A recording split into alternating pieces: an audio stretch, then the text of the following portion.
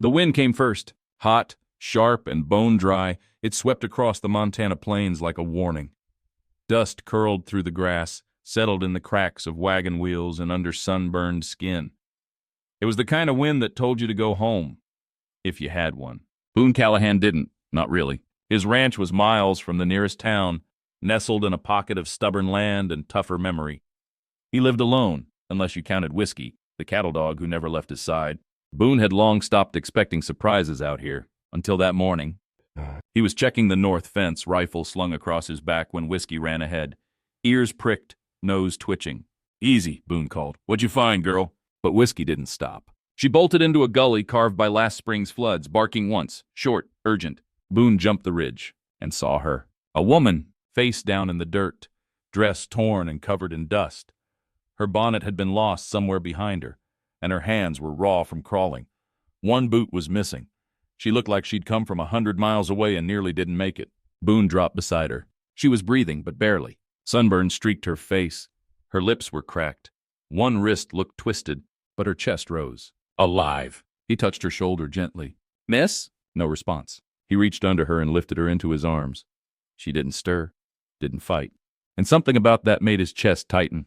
"Let's get her out of this sun," he muttered. Whiskey barked once like approval. They rode slow. Boone with the woman across his saddle wrapped in his coat, her head resting on his chest. He kept looking down, half expecting her to disappear. But she stayed. She stayed. Back at the cabin, Boone worked fast. Cool water. Clean cloth. Whiskey watched at the door as if standing guard. Boone didn't ask who she was. Didn't need to. She was someone's daughter. Maybe someone's wife. But right now she was his responsibility. He sat beside her as the light shifted. Her breathing grew steadier. Her face, once gray with heat, took on the color of someone fighting their way back. And then she whispered something. He leaned in. "Boone." He froze. How the hell did she know his name? He backed up slightly, heart thudding. She hadn't opened her eyes. She was still halfway to unconscious. But the word had been clear. His name. Boone Callahan. This stranger lying in his bed, rescued from dust and death, knew who he was. And that meant one thing, something he had tried to forget. The letter. The bride. The one he never answered. The one who said she was coming west to marry a man named Boone Callahan. His mail-order bride. Boone sat at the edge of the bed, watching the woman breathe. The lantern flickered beside her, casting gold across her cheekbones and the line of her collarbone. Her dress, though tattered, was fine cloth once. Eastern stitching. Soft blue faded by sun and hardship. A woman who hadn't always lived rough. She didn't stir again, but the whisper echoed in his mind. Boone. Like a prayer, like a plea, like she knew him. But he didn't know her, not really. And yet, something about her face felt hauntingly familiar. Not from memory, but from the letter. The one he'd tucked in the bottom drawer, unopened for weeks. A letter that came when he was still grieving the ranch, his father, and the parts of himself burned out by war and silence. He hadn't answered. He didn't think he deserved a wife. He barely deserved a dog. But she came anyway. He stood slowly and crossed to the cabinet. Bottom drawer, locked once. He hadn't looked at that envelope since the day it arrived. The name was still there, written in elegant hand. To Boone Callahan, Blackthorn Ridge. He opened it with shaking fingers. Inside was a single page. No decoration, no perfume, just truth in ink. My name is Liliana Walsh. I've been promised to you by arrangement through the Church of St. Miriam's Bride Society. I know you didn't write me first, and I don't expect a hero. But I've lost my home. I have no one left. If you'll allow me to come, I will work hard. I will be kind. And I will not ask you to love me. But I will try to make a life beside you. I will arrive by stage on the 5th of June.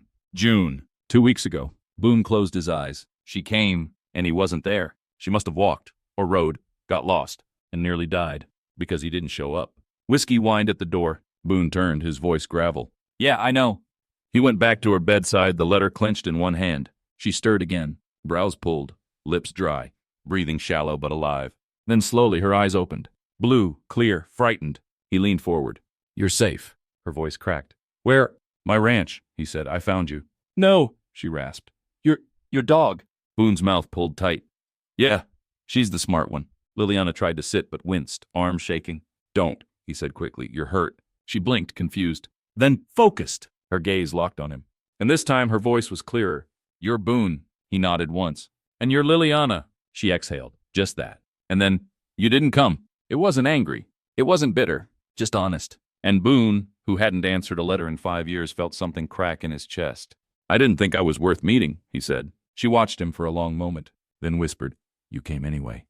They sat in silence. Not comfortable, not painful, but something in between. And for the first time in his life, Boone Callahan wanted to explain himself to this stranger, to this woman he had promised nothing, but who was somehow already his. Boone didn't sleep that night. He sat in the wooden chair beside the bed, elbows on knees, watching over her like a man afraid she'd disappear if he blinked.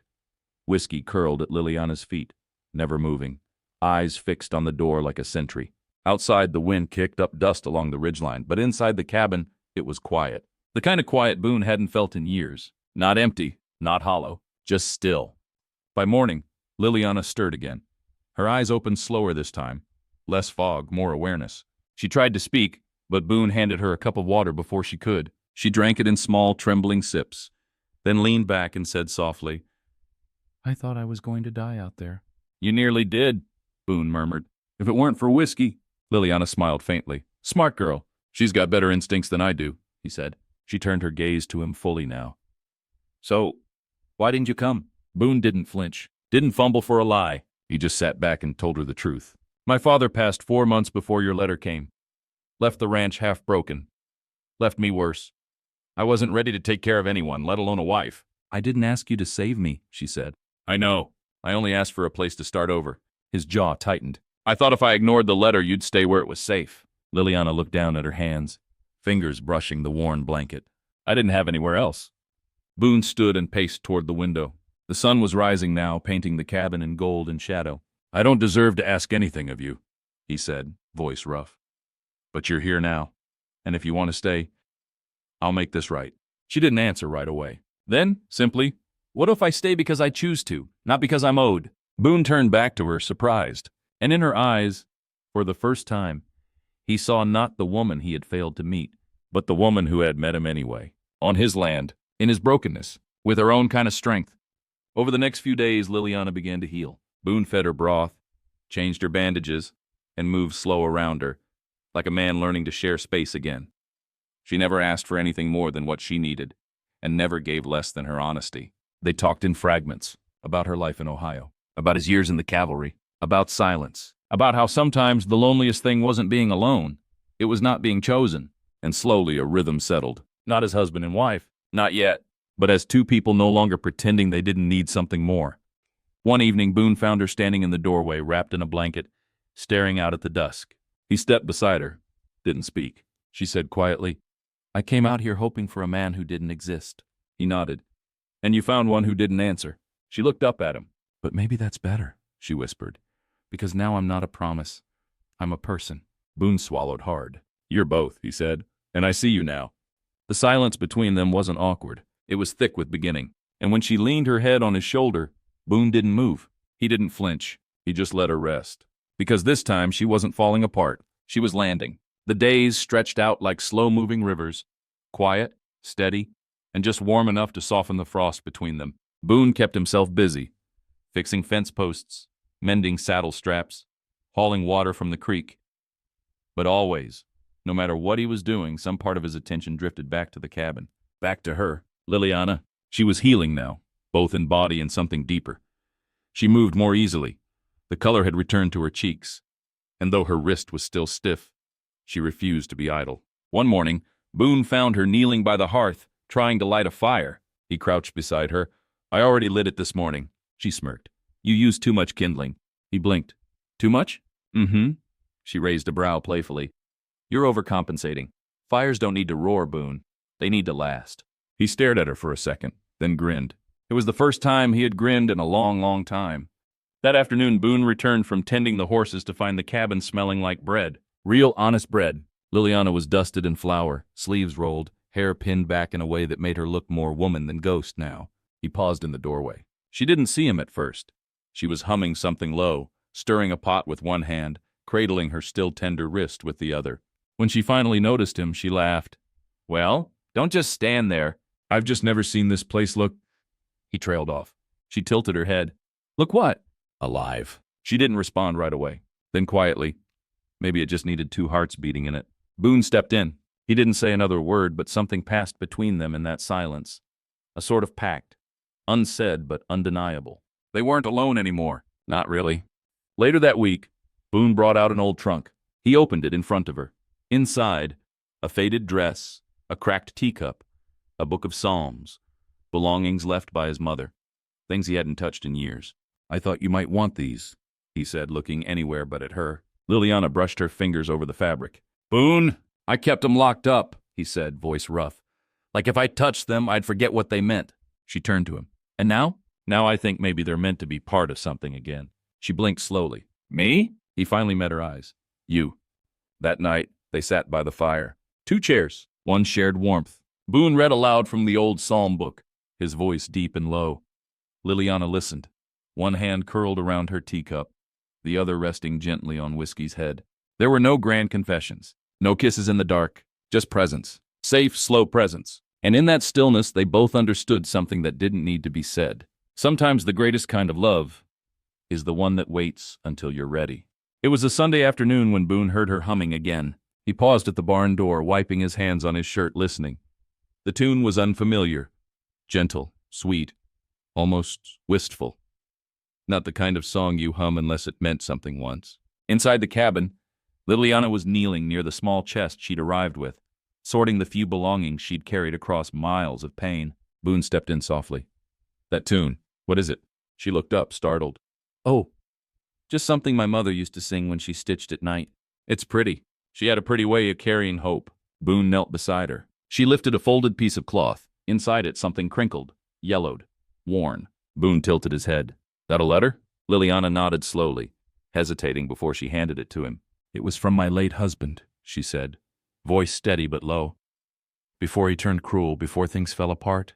Boone didn't move to touch it. "You don't owe me his words." She gave a small, sad smile. "No, but maybe you deserve to know where I came from." He waited while she unfolded the paper. She didn't read it aloud, but her eyes moved across it like a woman tracing scars. When she looked up, tears shimmered, but didn't fall. "He used to be kind. Once. Promised the moon and the stars. But promises fade when a man's soul starts to drown in whiskey and blame." Boone didn't speak, just sat beside her in the quiet. Liliana continued, almost to herself. "He wrote that letter when our first child was born. Said he'd change. Said he'd fight for us." She glanced down.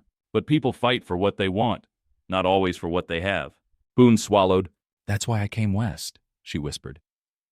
"Not to be rescued, but to give my children a chance at growing up in a house that doesn't echo with shouting. A house where silence means peace, not fear." Boone's voice was low. "And have we given them that?" Liliana's hand reached out, slowly, gently, until it found his. "Yes," she said. "We're not whole yet. But this place, it's the first place I've breathed in years without bracing for pain." Boone looked down at their hands. He never used to hold things gently. Guns, tools, grief. But her hand, he held it like something that could change him. Because it already had. That evening, the children, her 3 little ones, sat around the dinner table while Liliana passed cornbread and told stories from her own childhood. Boone mostly listened, until little Daisy, the youngest, looked up at him with curious eyes. "Mr. Boone?" He blinked. "Yeah, darling?" "You gonna marry Mama?" Liliana choked slightly on her sip of water. Boone's jaw tensed, but not out of panic. Out of wonder. He looked at Liliana, then back at Daisy, and finally said, "That's a question for your mama, sweetheart." Daisy scrunched her nose. "Why? You already smile when she walks in the room." The table fell into laughter. Even Boone chuckled, rubbing the back of his neck. But under the laughter was something warm, unspoken, and deepening. That night, Liliana stepped out onto the porch and found Boone leaning against the rail, looking up at the stars. She joined him. They didn't speak for a long while. Then she said softly, "I think I stopped believing in forever." Boone didn't look away from the sky. "Maybe forever ain't a promise," he murmured. "Maybe it's a choice, made each day, one that says, I won't run, not anymore." She looked at him, and in the darkness, he finally looked back. "I'm not running, Liliana, not from you, not from what this could be." Her breath caught. And in that fragile moment, under 1,000 stars, she let herself believe that maybe this broken cowboy was her quiet beginning after all. The morning broke soft and golden, dew clinging to the porch rails, steam curling from the coffee pot, and children's laughter trickling from the back of the house where Daisy and her brothers chased chickens with all the subtlety of a thunderstorm. Boone was sharpening a blade when he heard the crunch of wagon wheels on gravel. At first, he didn't think much of it. Ranchers passed through sometimes. Traders. But this wasn't the usual rhythm. This wagon stopped too close, too certain. Whiskey barked once from the porch. Boone looked up. A tall man, lean and mean-looking in a faded hat, stood at the reins of a mule-drawn cart. He wore a dark coat, even though the weather didn't call for one, and his eyes, gray as steel, fixed on Boone like he already knew him. Boone stood slowly, wiping his hands. "You lost?" he asked. The man climbed down. "No, just following what's mine." Boone's eyes narrowed. "Don't think anything on this ranch belongs to you." The man smirked. Then, calmly, cruelly, he said, "Her name's Liliana." Boone froze. The dog growled. Liliana had stepped out onto the porch with a folded blanket in hand, ready to call the kids in for breakfast, when her body went rigid. The blanket dropped. Her face lost all color. "Samuel?" He turned toward her like a wolf scenting weakness. "Well now, you didn't die out here after all," Samuel said, voice low and thick. "Though it looks like you landed soft, didn't you?" Boone stepped between them before the man took another step. "You her husband?" Samuel spit to the side. "Was. Ain't no paper saying we ended it. She up and vanished. Stole my children." Boone's voice went quiet, dangerously quiet. "She didn't steal anything. She escaped." Samuel's hand moved toward his coat, but Boone didn't flinch. "You pull iron here," Boone warned. "You best be ready to use it, and lose." Liliana spoke then, voice steady but shaking underneath. "You have no place here, Samuel. I gave you 10 years. You gave me bruises and a broken soul." He smirked. "I came to take what's mine. The kids, the woman, or... I swear, I'll tell every sheriff this side of the state you kidnapped him." Boone's fists clenched, but Liliana stepped forward. "You want to bring the law into this?" she said, lifting her chin. "Do it. I kept every letter, every doctor's bill, every witness. You try to call me thief again, I'll make sure you don't see sunlight without bars in front of it." Samuel's smirk faded. The kids had come to the porch now, silent and wide-eyed. Samuel looked at them, then back at her. "Fine," he muttered. "Keep your pretend family, but I'll be back. You think the law's on your side forever?" Boone took one step forward. "I may not be the law," he said darkly, "but I am the last man you'll ever threaten on this land." Samuel stared for a long second, then spat again, climbed into his wagon and rode off, kicking dust into the wind. They watched him until he disappeared over the ridge, and only then did Boone turn to her. She was trembling but still standing. "Are you all right?" he asked. "No," she whispered, "but I'm safe." Boone stepped closer. "Not just safe," he said softly. "Home." And this time she didn't look away. She let the truth of it settle deep inside. No more running. No more hiding. Just the slow, sacred work of rebuilding. On land that finally felt hers. Beside a man who'd shown her what strength without violence truly looked like. That night Boone couldn't sleep. The stars were out, scattered thick like dust across the heavens. But his mind wasn't on the sky. It was on her. On Liliana. Asleep just beyond the wall of his cabin. On the quiet strength she'd shown that morning. On the way her hand had gripped the porch rail after Samuel left, white-knuckled, shaking, but refusing to collapse. He sat on the porch, boots on the step, whiskey curled beside him. He wasn't used to feeling this much. Not since the fire. Not since the day the fever took his sister and left a silence in the house no wind could stir. Boone had never known how to rebuild after loss. But Liliana, she'd been broken in places he hadn't even known could bend. And yet somehow, she stood. Every day. That kind of courage made a man rethink what he called strong. In the morning, the cabin was full of light and smells of cinnamon and warm bread. Liliana had risen early, a way of keeping the nightmares at bay. Boone stepped in with his hat in hand, nodding at the soft greetings of the children, and sat where he always did, across from her. But this time he didn't eat.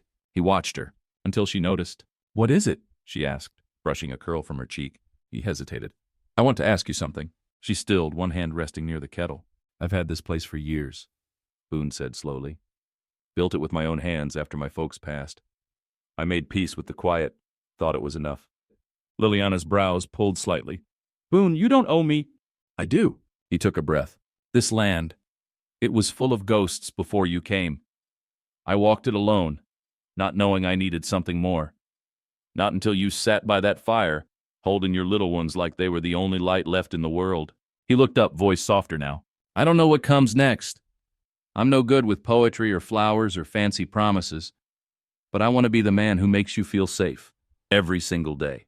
Liliana's lips parted. Boone stood slowly, crossing the room. He stopped a foot from her. "I'm not asking for marriage. Not yet. I'm asking if you'll let me try. Try to be your home. Try to be theirs.